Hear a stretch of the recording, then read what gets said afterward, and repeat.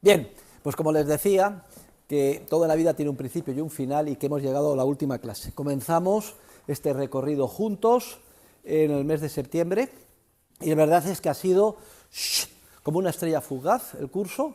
Ya les decía que iba a pasar a la velocidad de la luz y hemos sido capaces de explicar el programa íntegro y completo, porque hoy vamos a explicar las últimas cosas relevantes en relación a la teoría del dinero, que es el tema 25. ¿Alguien tiene un programa que me pueda dejar? Venga, pues le voy a echar un vistazo. Y ayer terminamos de explicar la determinación del poder adquisitivo del dinero, la oferta y la demanda de dinero y las variaciones del poder adquisitivo del dinero provenientes del lado monetario y del lado de las mercancías, inflación y deflación, inflacionismo y deflacionismo. Y hoy vamos a hacer los comentarios finales relativos a los epígrafes 7 al 11, uno de los cuales, el 9, les voy a preguntar también en el examen final. Luego, objetivo de la clase, terminar de explicar y darles a ustedes una serie de recomendaciones prácticas sobre la preparación del examen, que tendrá lugar, Dios mediante, el jueves 11 de enero a las 3 de la tarde. Ya publicarán, si es que no está hecho, el aula correspondiente. Y los alumnos del máster también, que buscaré un aula colindante. Muy bien, pero siempre, como antes de empezar, ¿hay alguna pregunta, alguna duda? Moneda de oro. No hay ninguna pregunta, no hay ninguna duda. ¡Qué satisfacción! ¡Qué alegría! Pues bien, antes de empezar vamos a dar la oportunidad para que se presenten dos personas que se han incorporado, polizones, al curso. Bueno, usted se reenganchó, ¿no? Desde ayer, ¿no? Ayer, o sea, que le gustó y viene. Ay, pues, tiene mucho mérito. ¿Usted también? No. Usted es de grado.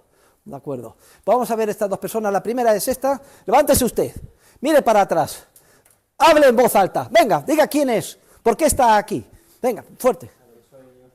No, más alto. Esquerra, ¿qué Esquerra? A ver. Iñaki, fuerte, pega un grito. Sí. Tengo 16 años. 16 años, como yo cuando entré en contacto con la escuela austríaca. Siga hablando. Estoy haciendo primero de bachillerato. Primero de bachillerato, fenomenal. Y he venido para aprender del profesor Hugo de Soto. ¿Y por qué? ¿Y por qué no viene usted? Está usted desquiciado. A la Universidad Rey Juan Carlos en Vicálvaro, a 2 horas de su casa, a mi clase. ¿Por qué motivo? ¿Cómo me ha descubierto? ¿Qué es lo que le atrae a usted de mí? Y no se va a otro profesor. No, a mí no me lo tiene que contar. Cuénteselo a ellos. ¿No ve que son igual, más o menos tienen su misma edad, solo 2 años más? Sí. Uno de los más prominentes economistas de la escuela austríaca actualmente. Sí. Bueno, yo creo que está bien. El hombre ha sudado la gota. Ahora, un aplauso. Muy bien. Oiga, para la encerrona que le he hecho, yo creo que está más o menos ha pasado. Ya puede usted respirar tranquilo. Mire, respire, llene los pulmones. Esto los acordará el resto de su vida. Y ahora que se levante el compañero y mire para atrás y explique. Puede contar su vida, tiene 1 minuto. No lo voy a contar porque me voy a morir.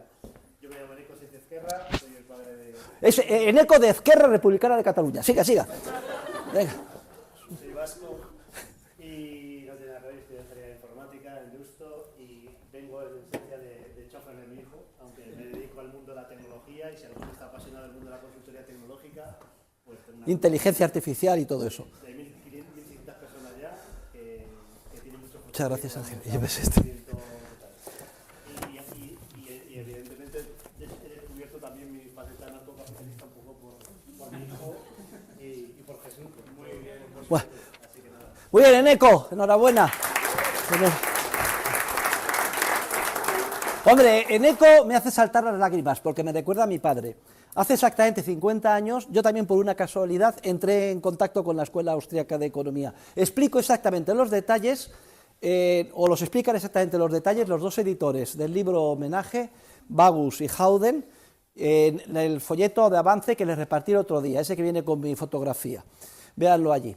Entonces, por azar del destino, entré en contacto con Mises, con la acción humana. Por otro azar del destino, un compañero de la Marina de mi padre iba al seminario de los Reich, de economía austríaca, y me invitaron. Yo con 16 años llegué allí, con la acción humana leída, y era como la mascota del grupo, por decirlo de alguna manera. Como no tenía la edad para sacar el carnet de conducir, ni los 18, hasta los 18 no se podía lograr, todos los jueves, que tenía lugar el seminario en la casa de Luis Reich, en Ronda de Sobaradiel, en el Parque del Conde Orgaz, no se me olvidará nunca, me llevaba mi padre, Luego mi padre fue un precursor de Eneco. Y Eneco, como es vasco y de Bilbao, los de Bilbao nacen donde les da la gana, porque son muy chulos y viven en Madrid, ¿no? Venga, a ver los delegados, un momentito. Ah, hay otro polizón. Bueno, pues que se levante, viene usted para atrás y diga. Yo soy Miguel Ubierna, vengo de Burgos, soy estudiante de ADE de último curso de la Universidad de Burgos y he venido de profesor para ver al profesor Jesús Huerta de Soto por si quiero honrarme y ver el índice provisional de mi TFG y si me puede dar alguna recomendación. Uy, o sea que su trabajo de fin de grado, Sí. ¿de qué está estudiando? ADE, bueno, ADE, bien. El trabajo de fin de grado va a llevar por título Crecimiento Económico y Función Empresarial. Bueno, muy bien. ¿Y quién es el profesor que tiene que sacrificarse para trabajar para leer? Se llama Mariola Ozalo Mariola. Moreno, sí, y que es un poco keynesiana, pero... Bueno, nadie es perfecto.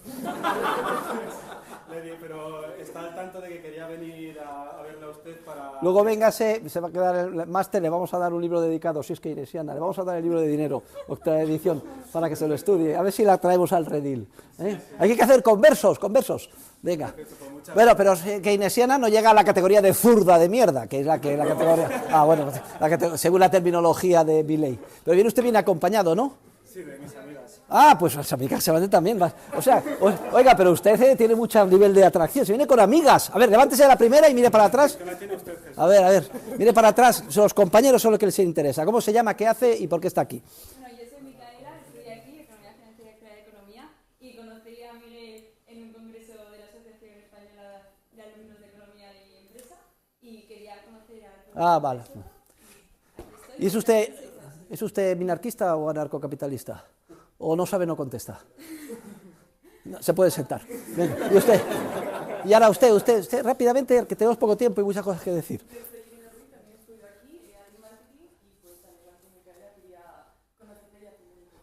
Vale, pues bienvenida también. Venga, un aplauso a todos. Vale. Además, estos de Burgos solo vienen rodeados de guapas. Es una cosa increíble. A ver, ¿dónde está nuestra delegada? Aquí lo tiene. Perdone usted que se lo dé retrasado. ¿Y el delegado? No ha venido. Venga, lo distribuye. Gracias.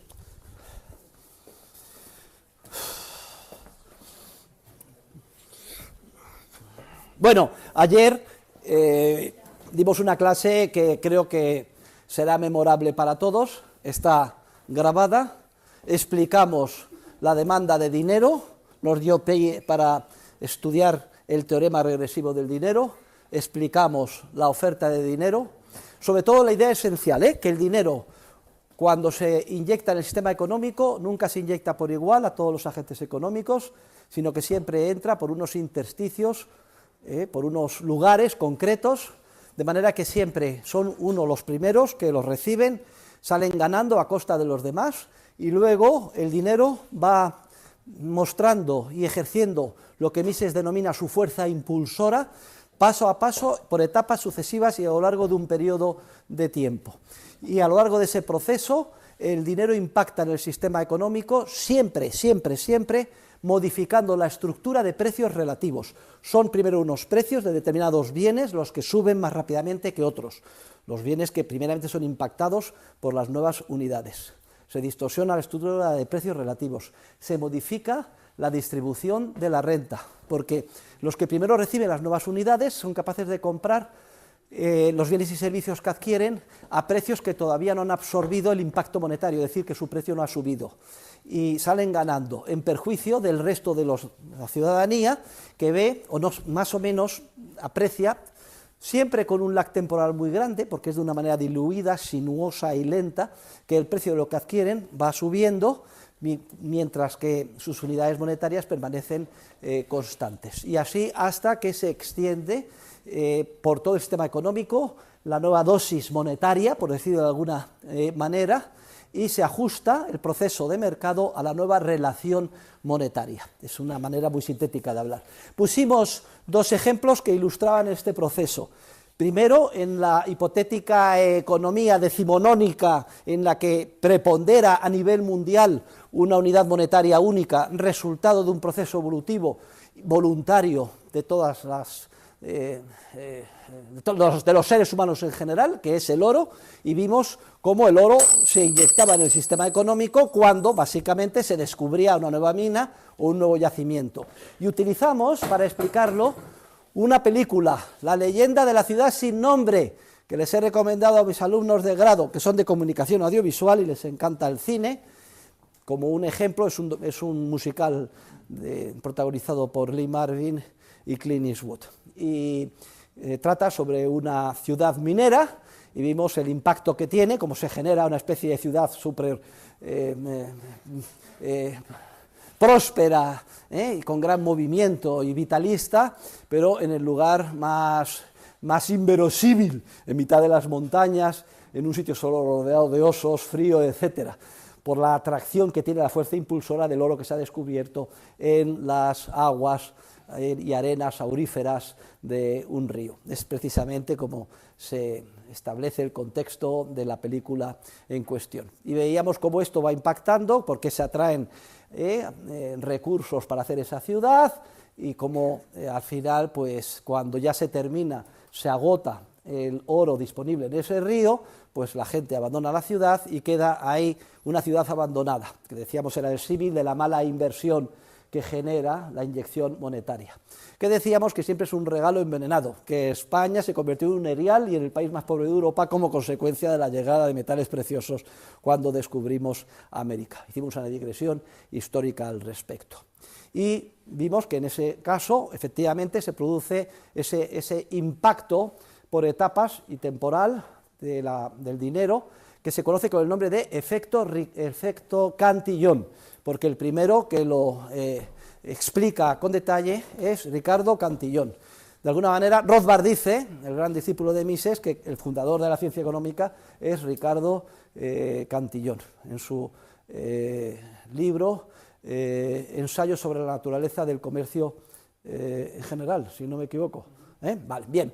Entonces, de ahí nos metimos en la máquina del tiempo y nos pasamos a las economías actuales. Y decíamos, ¿y cómo se inyecta el dinero? Una vez que se nos expropió por parte del Estado el oro y se nos sustituyó por un dinero puramente fiduciario, papel moneda, cosa que hicieron deliberadamente los gobiernos para quitarse de encima el corsé que les suponía el oro no podían fabricar a su antojo, ni podían, por tanto, financiar guerras, genocidios, compra indiscriminada de votos en los sistemas democráticos para manipular a la ciudadanía, etcétera. Esa es la razón de que nos expropiaran el oro y nos lo sustituyeran por papel moneda. ¿Cómo se inyecta papel moneda? Veíamos que había tres procedimientos. Primero, mediante la financiación del déficit público, los estados gastan más de lo que ingresan y la diferencia la pagan imprimiendo dinero. Segundo, el proceso de expansión crediticia, al que va dedicado la mitad del segundo curso, mi libro Dinero, Crédito Bancario y Ciclos Económicos, 21 ediciones, la octava en español acaba de ser publicada, 21 ediciones fuera de España, es decir, traducida a 21 idiomas distintos. Ese es el libro que más fama me ha dado. El que estudió primero Milei y más impresionado le dejó. Explica sobre todo ese segundo procedimiento, que es el procedimiento tradicional de creación de dinero, a través de la banca privada que actúa de forma privilegiada con un coeficiente de reserva fraccionaria, es decir, con el privilegio para apropiarse de una parte significativa de los depósitos que les hacen los clientes a la vista. Ellos solos tienen ese privilegio, porque cualquier otro empresario o agente económico que haga lo mismo en cualquier otro contexto de recibir depósitos de un bien fungible, sea trigo o aceite, comete un delito de apropiación indebida, va a la cárcel 4 años, no solo en España, sino en todos los sistemas del mundo, salvo los banqueros, que obtuvieron un privilegio para poder actuar al margen del derecho de propiedad que exige un sistema capitalista y una economía de mercado sana para poder prosperar. ¿Por qué le concedieron este privilegio a la banca? Ya lo veíamos, porque cuando se apropian del dinero y lo prestan, pues entonces se multiplica de la nada la cantidad de dinero del sistema económico, ya lo explicamos, pero no solo se multiplica por la parte que se apropian y prestan, sino que a su vez lo prestado luego se gasta, se vuelve a depositar en el sistema bancario y hay un efecto que se llama multiplicador. A mí no me gusta este término, demasiado mecanicista, incluso se recoge en una fórmula que la capacidad de expansión de la oferta monetaria que tiene el sistema bancario con esa fraccionaria es el dinero base, inicialmente depositado, dividido por el coeficiente de caja. Si es un 10%, pues serían 1 dividido por 0,1, 10%, son 10 veces. Por cada euro depositado hay 10 euros que se expande la masa monetaria. Esto es algo que sorprende mucho y parece que es antiintuitivo, pero es así, y ha convertido al sistema bancario en el procedimiento por antonomasia de creación monetaria, inyección monetaria en las economías modernas. Y había un tercer procedimiento de inyección de dinero, que ya veíamos, que era a través de lo que se llama compras de mercado abierto, Open Markets Operations. Significa que se crea dinero por los bancos centrales y se utiliza para adquirir títulos en la bolsa, activos financieros, títulos de renta fija, títulos de acciones, deuda corporativa, etcétera. Está claro que se inyecta dinero, ¿y quiénes son los primeros que lo reciben? Pues los titulares previos de esos títulos, y algunos de ellos incluso se hace millonario. ¿Y quién pusimos de ejemplo de alguien que se había hecho millonario gracias al señor Mario Draghi, que por cierto ayer firmó todos los billetes de 5 euros que repartimos en clase? ¿Quién fue el que se hizo millonario? Pregunto.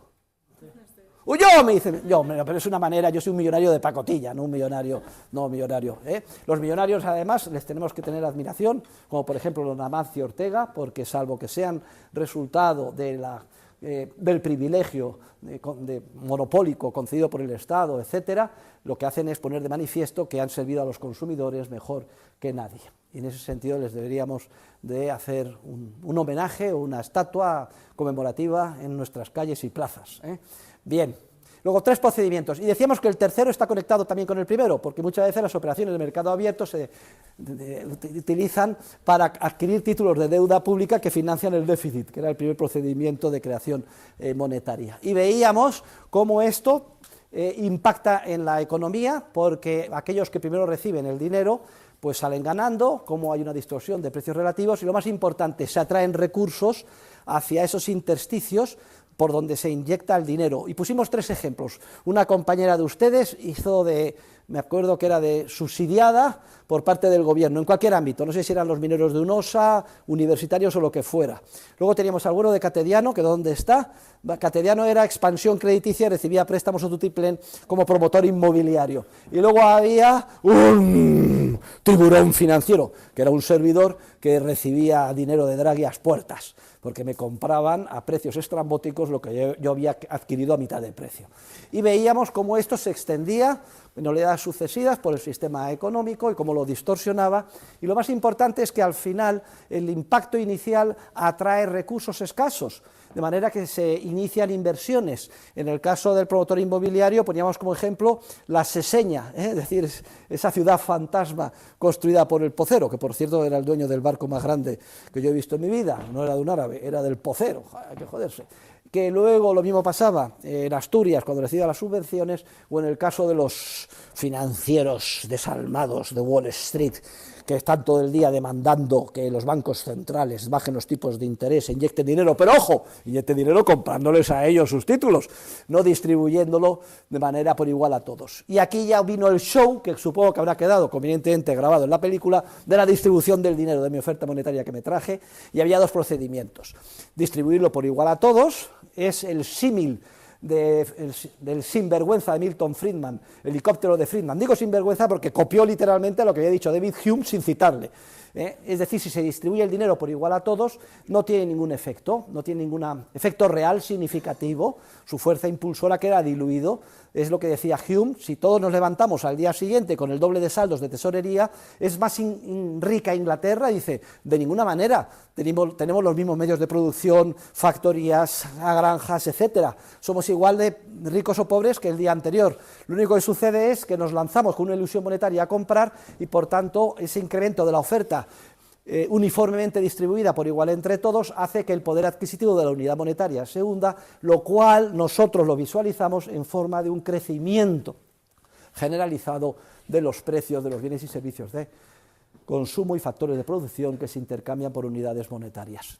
Como no tiene ningún efecto en términos reales y lo que pretenden los manipuladores de la oferta monetaria, sean bancos centrales y gobiernos, es que al menos se muestre una prosperidad aparente al principio, siempre tienen que inyectar el dinero por determinados procesos o mecanismos, que es lo que vimos con el préstamo al promotor inmobiliario, con la compra de mis títulos en bolsa o con las subvenciones para compra de votos al grupo privilegiado de interés con la compañera que participó en este juego. Cuando el dinero termina y se extiende por toda la sociedad, y esta es la idea esencial que quiero que se les quede grabada, el símil de Hayek es cuando la miel ya se extiende por la vez y se extiende toda, porque se ha dejado de vertir. Entonces, ¿qué es lo que pasa?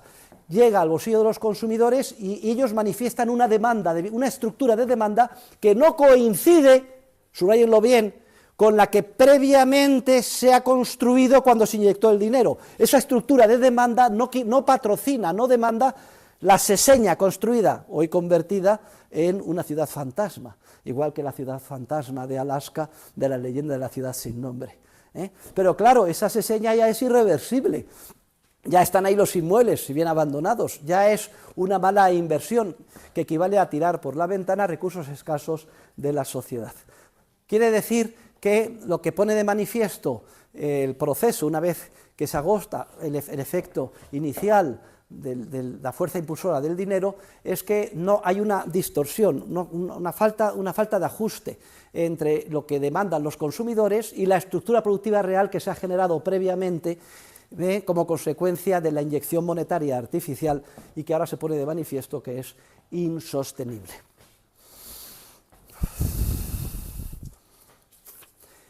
Dos ideas que se me pasaron ayer y se me quedaron en el tintero. Iba en el coche y decía, se me ha olvidado 2 ideas. Claro, como yo me lo preparo todo y va luego saliendo borbotones, pues a veces uno no es perfecto y se me pasa alguna idea.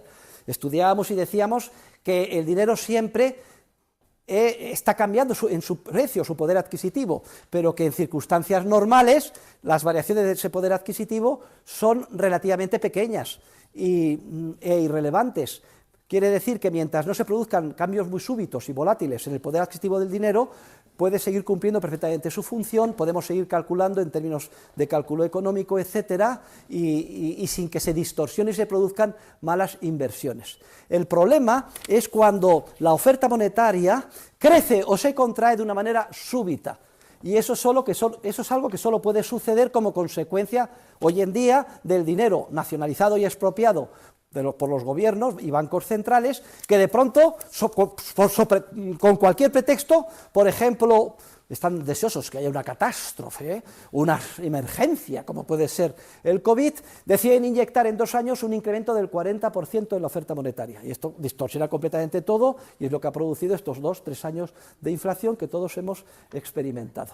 Esos incrementos súbitos de la oferta monetaria o contracciones solo son posibles en un sistema monetario intervenido, porque en el sistema de patrón oro, como es lógico, a nivel agregado, que se haya descubierto, ¿dónde está mi moneda de oro? Que se haya descubierto, aquí, que se haya descubierto una mina de oro en Alaska, hombre, tiene ese impacto que yo expliqué tan gráficamente con la película, La leyenda de la ciudad sin nombre, pero a nivel agregado, pues es una cantidad minúscula, tiny, dicen los americanos, en relación con la oferta mundial de oro. Otra cosa es que el otro día me preguntó alguien en el seminario, ¿y si se descubre una montaña de oro y entonces hay un aumento tremendo de la oferta monetaria? Bueno, pues entonces el oro perdería uno de los atributos que han hecho que haya en un entorno de libertad preponderado como unidad monetaria universal, y a lo mejor otro de los que está compitiendo con él potencialmente podría sustituirle, pero no es tal cosa creíble.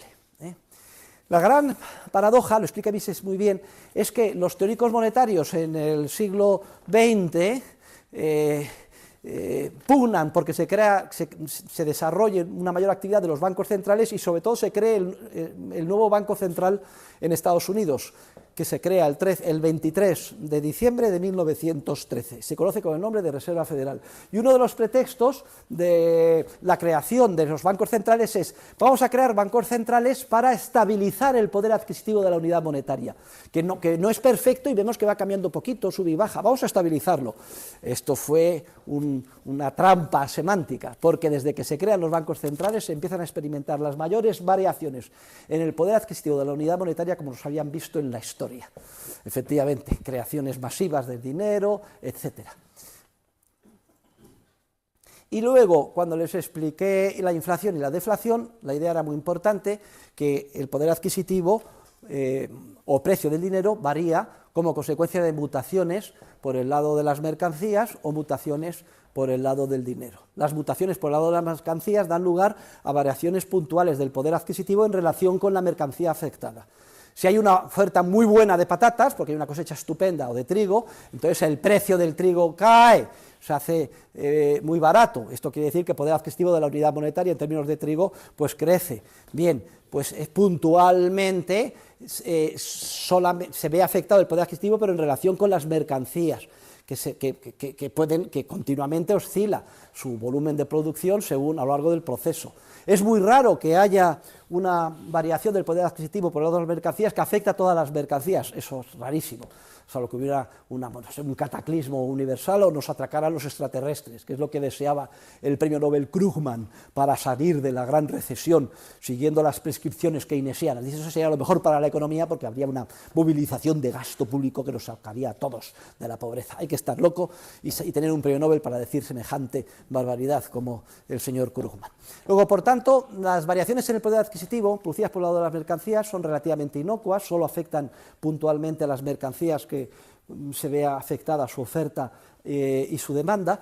Enriquecen a todos, si es que hay una buena cosecha, pues todos salen ganando, pero no enriquecen a uno a costa de otros, ¿no? O empobrecen a todos, en mayor o menor medida, eso sí, si de pronto hay una muy mala cosecha de patatas.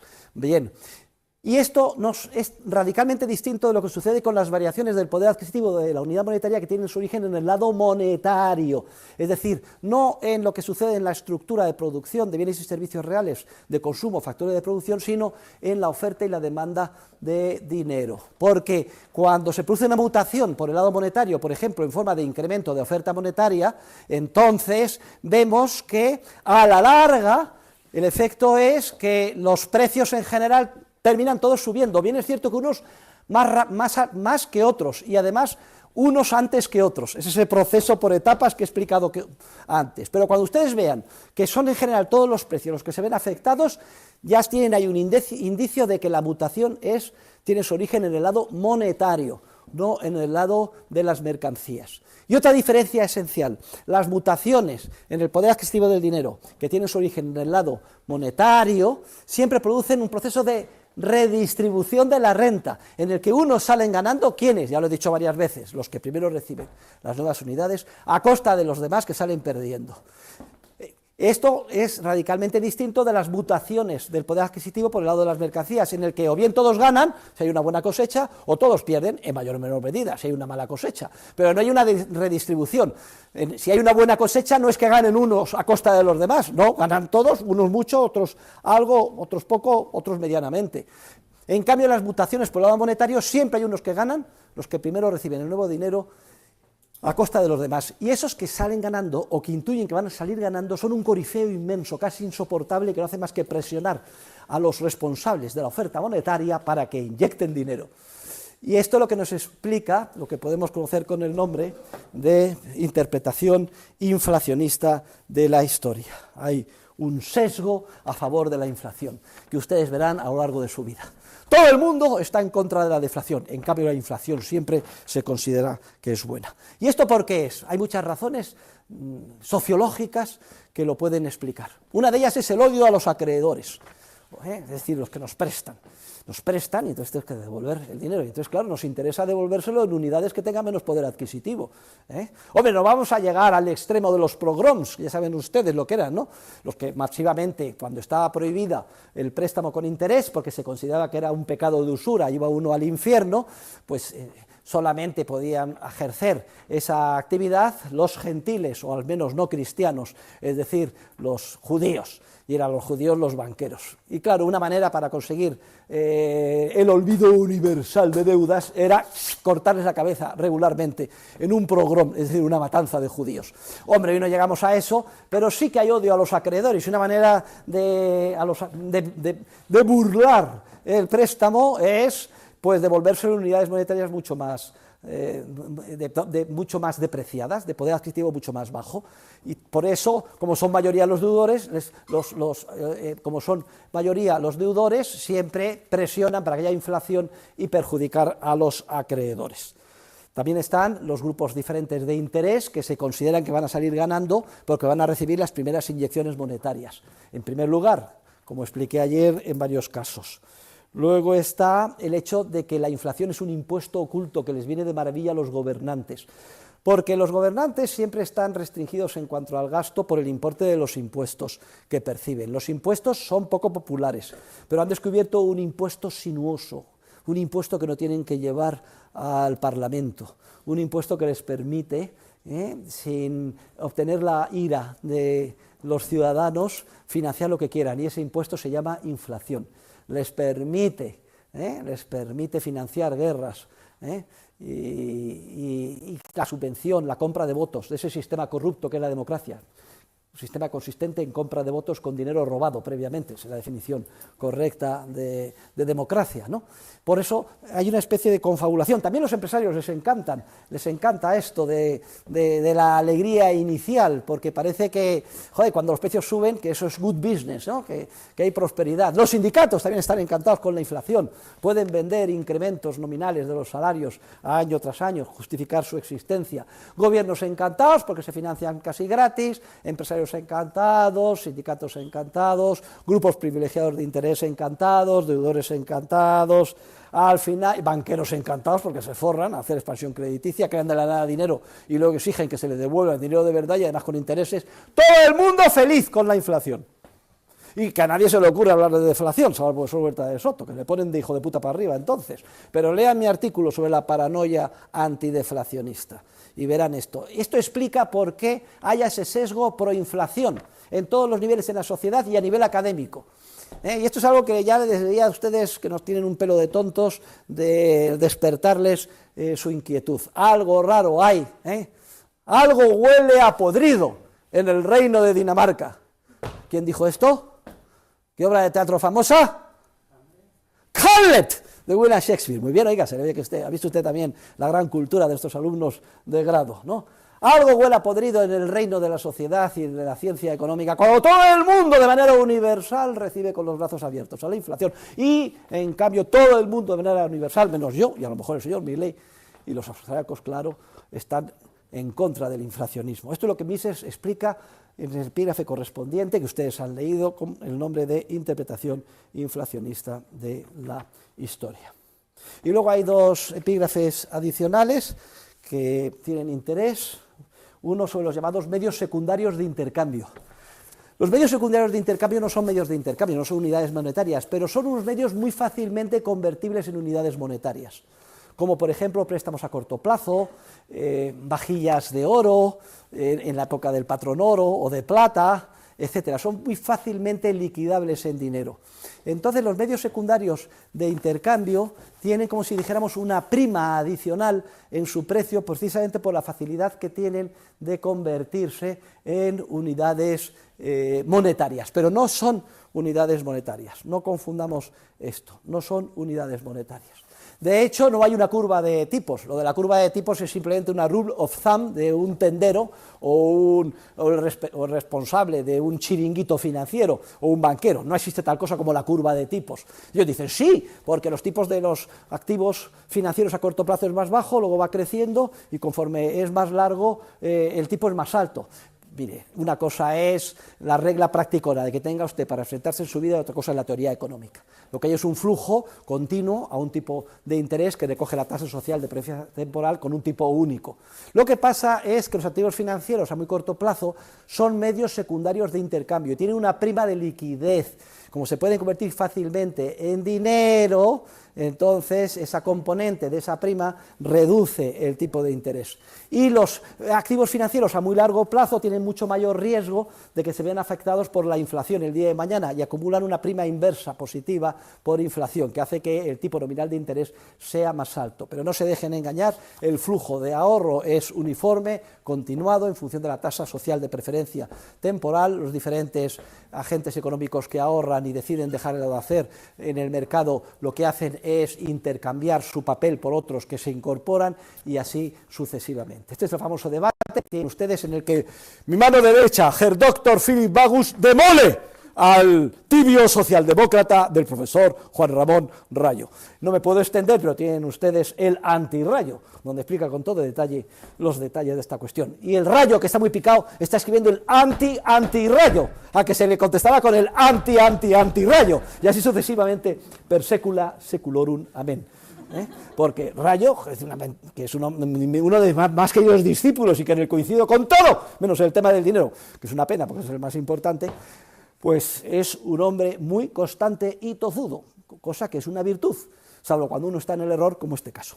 Si bien es cierto que el bueno de Bagús le regaló el libro con una dedicatoria muy cachonda que dice, para el profesor Rayo, dice, nunca es demasiado tarde. Vale, termino. Bueno, está también la ley de Gresham. Thomas Gresham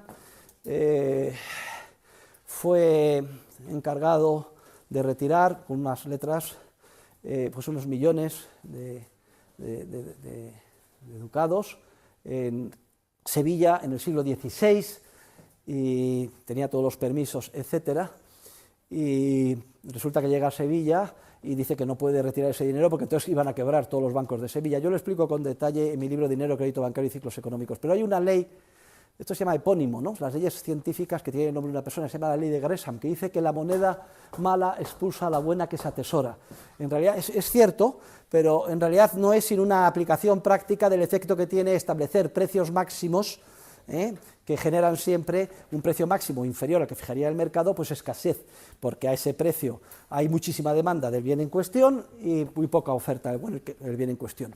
Cuando hay un canje fijado legalmente entre dos monedas distintas, como puede ser la plata y el oro, y ese precio de canje fijado por el Estado no coincide con el que se fijaría el mercado, siempre hay viene el oro o la plata que queda infravalorado y otro que queda sobrevalorado, y claro, la gente lo que hace es utilizar el malo, el que tiene menos valor, y guardarse el bueno, o el oro, por ejemplo, que es el que tiene más valor.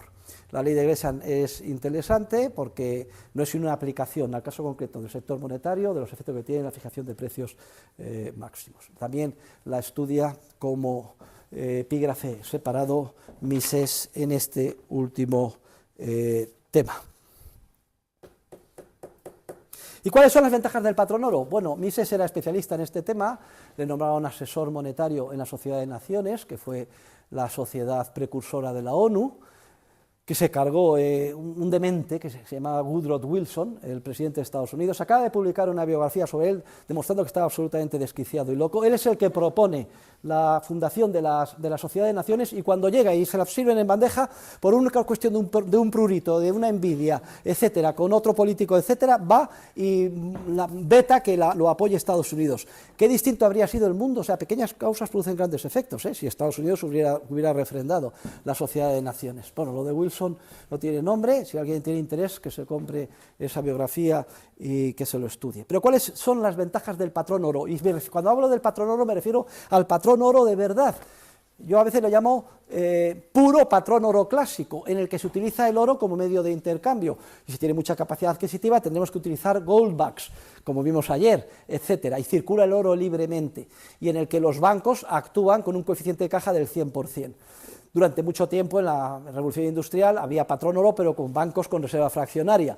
Lo que hacían era incrementar el oro virtual, de alguna manera, pero siempre con un límite, porque si se pasaban, pues perdían reservas y podían eventualmente quebrar. Todo esto lo tienen explicado en mi libro. Pero el patrón oro tiene una ventaja enorme. Primero, fue un patrón universal, elegido voluntariamente por la humanidad. En segundo lugar, es un patrón que permite el cálculo económico y permite el control automático de la oferta monetaria, no afecta al comercio internacional. Si en un área los precios son más bajos, pues entonces se vuelcan los diferentes agentes económicos a comprar en ese área, con lo cual el oro va hacia esa área y los precios tienden a subir hasta que se estabilizan y tienden a igualarse con el resto de las áreas económicas. El poder adquisitivo de la unidad monetaria, esto es lo más importante del patrón oro, no depende de la voluntad de los gobernantes ni de las necesidades del momento. Está establecido por la propia naturaleza, que pone un límite a la capacidad de producción de oro, que como saben ha venido creciendo secularmente como mucho en torno al 1,5% al año. Supone un corsé para los políticos que se ven obligados a disciplinar su gasto, que no pueden financiar sus guerras de manera ilimitada, como en el caso de Pancho Villa, hay una anécdota muy graciosa, el ejército de Pancho Villa en la Revolución Mexicana en los años 20, de pronto se paraliza y no quiere seguir luchando. Dice, ¿qué pasa? Dice, pues que no quieren seguir luchando. ¿Y por qué? Porque no les pagan. ¿Y por qué no les pagan? Porque no tienen dinero.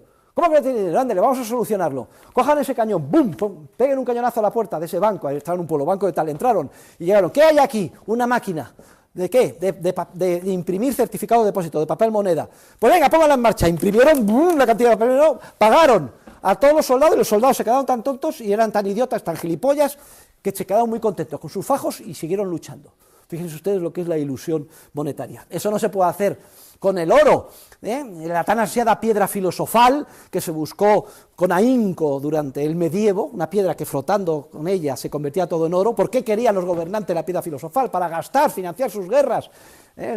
Bien, pues se ha encontrado en forma de papel moneda, bancos centrales y sistema de banca con reserva fraccionaria. Luego, ¿por qué uno tras otro los gobiernos abandonan el patrón oro? Lo abandonan precisamente porque les suponía un corsé. En ese sentido, el oro es una institución esencial que hay que reintroducir para poder volver a poner orden y disciplina a nuestros gobernantes y minorar la manipulación de que somos objeto. Esto es una idea esencial, que no depende el valor de la moneda de la voluntad de los gobiernos, sino de la producción aurífera, que es muy escasa cada año y sobre todo impide las expansiones crediticias.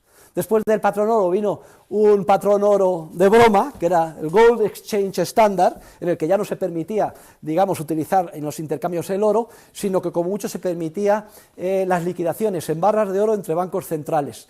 Y todo estaba piramidado en torno a la moneda entonces reina, que era la libra esterlina. Y el Banco de Inglaterra hacía todo lo posible para desmotivar a que los banqueros centrales de otros gobiernos o países fueran a retirar a cambio de sus libras el oro. Oiga, no hagas esto, ten mucho cuidado, entonces no te defiendo, etcétera. Pero los franceses, que son muy chauvinistas, empezaron a, ¿qué coño? Yo todas las libras que tengo, aquí no se ha establecido esto de que me las dais a cambio de oro, todo venga al Banco de Inglaterra y a sustituirlo y a cambiarlo por grandes barras de oro de 12 kilos. Y así hasta que prácticamente se quedan sin oro e Inglaterra tiene que abandonar el patrón oro. Bien, luego era un chiste, el patrón cambio oro es una farsa. Luego viene la Segunda Guerra Mundial y en Bretton Woods se reintroduce el patrón cambios oro, con una única diferencia, que la moneda reina, que antes era de la Segunda Guerra Mundial la pound, la libra, pasa a ser ahora el dólar. Y se promete, eso sí, que cualquiera que vaya a Fort Knox con sus dólares, eurodólares o lo que sea, le darán oro, a razón de $35 la onza. Pero ¿qué es lo que pasa? Que los americanos se dedican a imprimir y a gastar sin límite, ¿pagando con qué? Con dólares papel. ¿Y qué? Tienen que financiar la guerra del Vietnam, de New Frontier de Johnson, el estado del bienestar, inundan el mundo de dólares. Y de nuevo Francia. Menos mal que aquí Francia, que es un país horrible, pero en esto se portó estupendamente, se come muy bien, por cierto, eso es cierto. No es como en Inglaterra, que se come mierda a precio de oro, nunca mejor dicho. En Francia, en cambio, se come muy bien culturalmente, y por segunda vez Francia, guiada por el general de Gaulle, asesorado por Jacques Rueff, amigo de Mises, dijo: todos los eurodólares que tengas a Fort Knox por oro, y así fueron, y Francia cada vez más oro, y Fort Knox cada vez menos, hasta que un día, estaba yo en Estados Unidos, agosto de 1971, sale Richard Nixon diciendo que por razones técnicas y temporalmente he dado orden de que se suspenda la liquidación de oro a $35 la onza en Fort Knox. Dice temporalmente, será cínico, y el último anclaje que tenía el sistema con el oro desaparece hace ya 52 años. Esto es muy brevemente resumido. Y ahora, visto por qué los gobiernos han cargado el oro, y aquí es una tragedia, porque resulta que se lo han cargado además con el aval científico, porque de siempre los gobiernos veían que tenían unas restricciones, que no podían hacer lo que les daba la gana, y además los economistas les decían que existían esas restricciones, pero de pronto sale un economista que dice, y además lo pone con gráficos, y lo explica, que no señor, que todo lo que se ha dicho hasta ahora es una tontería, que lo que hay que hacer para que haya prosperidad es mucho dinero, y gastar sin límite. Ese economista se llama John Maynard Keynes. Y entonces aquí, joder, río revuelto, ganancia de pescadores. Y esto es, los gobernantes dicen, por fin un economista que vale, estupendo, y además da refrendo a lo que nosotros queríamos. Todos los departamentos de economía de las universidades keynesianos, y a financiar el keynesianismo. De ahí la gran misión y responsabilidad que tenemos los economistas que buscamos la verdad científica, de oponernos continuamente al error y no cejar en esa lucha sin término. En la búsqueda, repito, de la verdad científica, porque ello depende el mantenimiento y avance de la civilización. Y ahora vamos a terminar, como hago todos los años, con una serie de definiciones que tienen ustedes en la acción humana, en la parte final, que se titula Valor específico del dinero. Lo digo porque estas definiciones que da la acción humana, página 479, y luego en el anejo, 1047-1048, de alguna forma, en términos semánticos, van describiendo la evolución histórica. Define primero Mises el concepto de dinero-mercancía. Dice que es aquel que comenzó a utilizarse por cuanto tenía utilidad propia, como bien de consumo o factor de producción. Caso que se les he puesto del oro, plata, cobre, etc. Luego se pasa al segundo concepto, después de dinero-mercancía, el concepto de dinero-crédito. Es aquel instrumento, con independencia de cuál sea su aspecto formal, que da derecho a cobrar, sin cargo y a la vista, la correspondiente cantidad de dinero. El dinero-crédito eran los billetes de banco originarios. Los billetes de banco originarios eran simplemente una especie de certificados de depósito. Aquí los tengo para demostrarlo. Miren, pero incluso además está el prestigio que tenía el oro, que se sigue utilizando. Dice, certificado de plata del Banco de España, 10 pesetas, en la época de la República. De acuerdo. Luego, voy a poner aquí, vamos a ver, pero no hace falta quedarse en la República. Vamos a la época de Franco, que hoy es el 50 aniversario del asesinato de Carrero Blanco. Banco de España, 100 pesetas. El Banco de España pagará al portador 100 pesetas. ¿Pero qué significa esto? Que todo esto era mentira. Tú ibas al Banco de España con esto y no te daban nada. Pero aquí dice que pagará al portador algo. Simplemente era retórica. Luego tengo lo mismo de este banco, que es una Reichsbanknote, banco del Imperio Alemán, que dice exactamente que 1000 marcos, su valor en oro. Y así sucesivamente. Tengo los 100 escudos. De aquí, el Banco de Portugal, este más claro, pagará 100 escudos en oro. Esto es mentira, no va a pagar 100 escudos en oro. Bueno, esto es, en la época del siglo XIX, los bancos privados podían emitir papel moneda, que era un certificado del oro que se había depositado, y circulaba el papel moneda o el billete de banco como si fuera oro. Y esto es lo que se llama dinero crédito. ¿Qué pasa? Que los bancos son muy listos y dijeron, coño, aquí hay una fuente de negocio cojonuda, ¿por qué no imprimimos más certificados de depósito que el oro que tenemos? Y empiezan a hacerlo, entonces se organiza una inflación tremenda, los ingleses se dan cuenta, Peel's Bank Act, tomen nota, 19 julio 1844, y la ley bancaria de Peel descubre el origen de esos ciclos y esas tensiones inflacionarias después de las guerras napoleónicas y prohíbe la emisión de papel moneda sin respaldo del 100% en oro. Pero se les olvida exigir lo mismo para la emisión de los depósitos, esos asientos contables que hacen los bancos en el proceso que les he explicado ayer de creación del multiplicador bancario. Con lo cual fue un triunfo de la teoría, pero pírrico, porque siguieron sufriendo las economías regularmente burbujas especulativas y recesiones. Entonces, ¿qué pasa? Iba la gente por su dinero, el dinero no estaba allí. A ver, ¿quién ha visto Mary Poppins? A ver, alumnos de grado, ¿habéis visto Mary Poppins alguno? Sí, levantad la mano, ¿quién ha visto Mary Poppins? ¿Usted no ha visto Mary Poppins? Pues tienes que ver Mary Poppins, ahí tienes una corrida bancaria, esta misma noche te puedes ver Mary Poppins, lo pasará muy bien, además, ves los banqueros riéndose en el techo, etcétera. Tienes que ver esto. Entonces van dos niños que les quieren quitar los pennies, los niños dicen que salen corriendo, y estos no dan el dinero, y va todo el mundo por su dinero y tienen que cerrar el banco y una corrida bancaria. Todo esto lo tienes que ver, hombre, si es que el cine es esencial para entender la teoría económica. Y si no, Mary Poppins, Mary... Claro, claro. Claro. Exacto. Claro, claro. Salen corriendo. Pero hombre, que vea la película a un chaval de 16 años, todavía le queda una parte de la ingenuidad infantil que debemos de tener todos. Si no nos convertimos en niños, no entraremos en el reino de los cielos. Tenemos que ver Mary Poppins, hombre. Iñaki, me cachis en la mar. Venga, vale, bien, listo. Bueno, pues dinero mercancía. Lo que pasa es que está el prestigio de los billetes, que cuando se nos expropia el oro, seguimos utilizando billetes. Tener más regresivo del dinero como antes. Tercer concepto, dinero fiat. Es un instrumento que no supone crédito de dinero mercancía contra nadie, pero que por seguir utilizándose como medio de intercambio continúa siendo dinero. Es el papel moneda que utilizamos hoy en día, de curso legal. Se llama dinero fiat, viene del latín, se basa simplemente en la confianza. Luego están los sustitutos monetarios. El cuarto concepto, sustitutos monetarios, son instrumentos que en la práctica son dinero, pero que es preciso canjearlos previamente por cualquiera de los tres tipos anteriores. Créditos a corto plazo, los que yo he llamado antes medios secundarios de intercambio, otros instrumentos del mercado monetario, certificados de depósito, pagarés a corto, depósitos a la vista, etc. Y luego, esos sustitutos monetarios se dividen a su vez en dos. Si están respaldados al 100% por dinero de verdad, se le llaman certificados de depósito, y si no, se les llaman medios fiduciarios. Y de hecho, todos esos depósitos que crea de la nada el sistema bancario, que actúa con reserva fraccionaria sin ningún respaldo de dinero de verdad, son medios fiduciarios. Y esto es lo que da título al primer libro importante de Mises, que se titula La teoría del dinero y de los medios fiduciarios, Umlaufsmittel en alemán. Lo que pasa es que fue malamente traducido en la versión inglesa y también en la española con el nombre de teoría del dinero y del crédito. Queridos alumnos, con esto hemos terminado el curso. Y ahora paso a darles unos consejos breves sobre cómo tienen que preparar el examen. ¿Qué es lo que tienen ustedes que hacer para preparar el examen?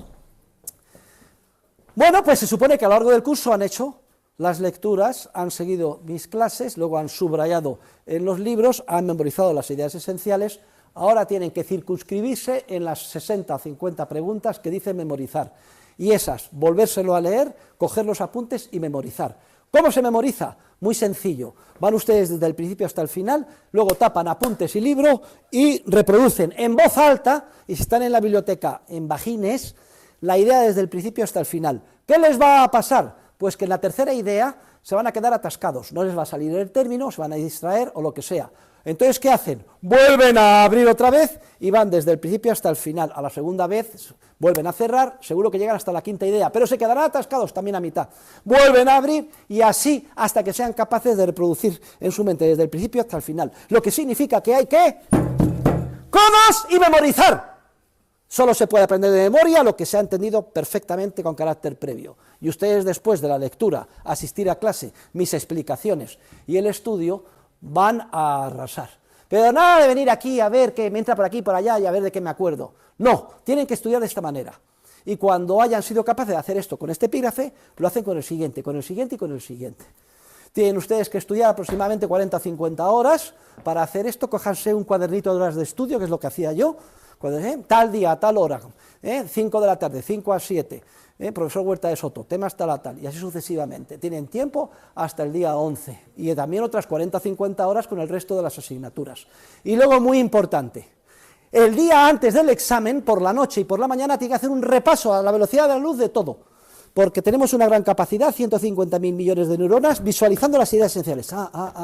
No saben la capacidad que tenemos de retención, justo el día antes por la tarde del examen y la mañana antes de las 3, de manera intensa.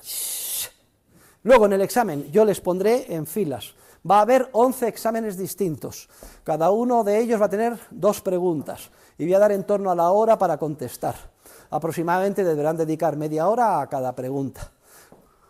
Como pretendo acercarme a mi Creador, que es infinitamente misericordioso, y trasladar esa misericordia a mis alumnos, les voy a dar para cada pregunta 3 opciones, de manera que elijan la que mejor se sepan. Luego, obviamente, queridos alumnos, si ustedes han tenido al mejor profesor, quizás del mundo, han hecho las lecturas, han atendido a las clases, han estudiado a lo largo del curso, y luego, en la época de exámenes, estudian, como les he dicho, memorizando como Dios manda, y además de eso, una revisión justo antes del examen, y no solo termina esto, sino que les dé 3 opciones para que elijan la que mejor se sepan, obviamente todos mis alumnos van a sacar la calificación de sobresaliente. Sobresaliente o suspenso, pero como no quiero suspender a nadie, el que no haya hecho esto y no se lo sepa bien, que no venga y no se presente. ¿Está claro?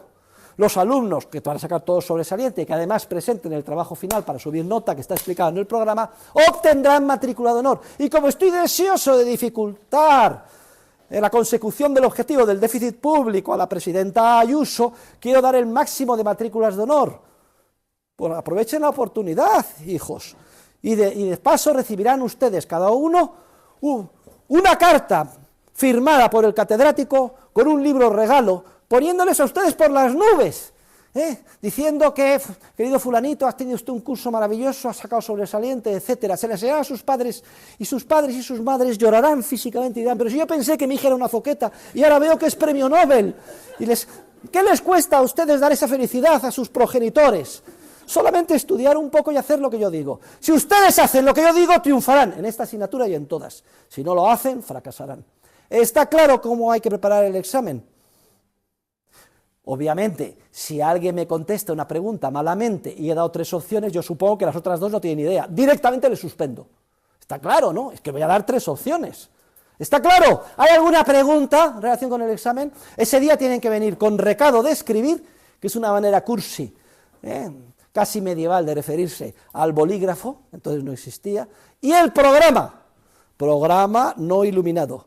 Y no se aceptan procedimientos tecnológicos porque llega una linterna comprobando si alguien tiene pinganillos extraños, etc. Porque el que me ponga literalmente lo del libro, suspendido también, quiere decir que lo han dictado literalmente. Hombre, tienen que poner, pues saben de memoria, pero también con cierta riqueza y flexibilidad, porque si no, suspenso. Alumno chino que tenía yo aquí, con pinganillo, etcétera, ponía todo, mire usted, le tengo que suspender porque esto es literalmente una fotografía del libro. Nada más, queridos alumnos, desearles a ustedes felices Navidades, un próspero año 2024, ha sido un placer dar clase a los alumnos de comunicación audiovisual, les deseo lo mejor, un abrazo muy fuerte, adiós.